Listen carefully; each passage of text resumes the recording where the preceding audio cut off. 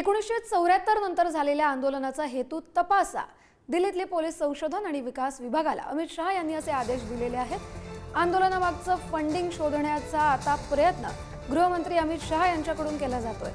स्वातंत्र्योत्तर भारतातील आंदोलनांचा अभ्यास करा असे देखील आदेश गृहमंत्री अमित शहा यांनी दिले. स्वातंत्र्य काळानंतर झालेल्या आंदोलनाचा हेतू काय होता?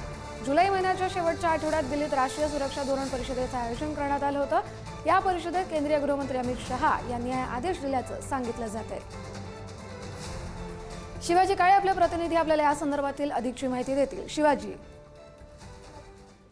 अलीकडच्या काळामध्ये आपण पाहिलं असं शेतकरी आंदोलनापासून विविध आंदोलनं पाहायला मिळतात, मात्र त्यामागे एक विशिष्ट शक्ती असल्याचा अंदाज सातत्याने व्यक्त केला जातो.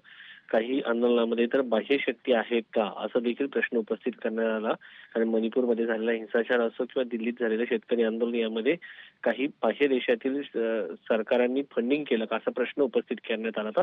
त्या दृष्टिकोनातून नवीन माहिती जी समोर येते त्यानुसार केंद्रीय गृहमंत्री अमित शहा यांनी खास करून स्वातंत्र्यानंतर जे आंदोलन झाले त्याचा अभ्यास करण्यास सांगण्यात आलाय.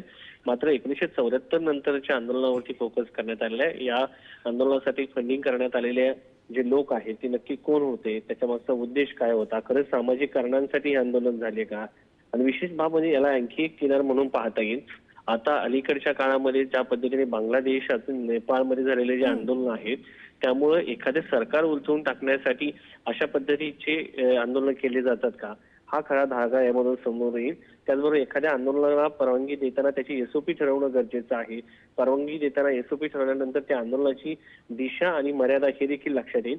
आणि सामाजिक आणि सरकारकडनं मागण्या मान्य करून घेण्यासाठी हे आंदोलन आहे की सरकारला जाणून बुजून बदनाम करण्यासाठी अशा पद्धतीचे आंदोलन केली जातात का, त्या संदर्भामध्ये एक पथक नेमून या सगळ्या गोष्टींचा अभ्यास केला जाणार आहे.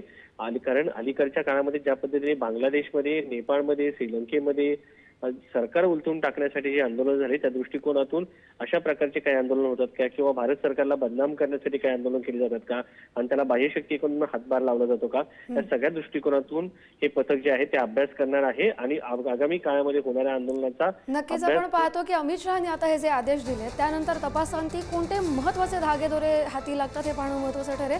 धन्यवाद शिवाजी, तुम्ही दिलेल्या सविस्तर अपडेटसाठी.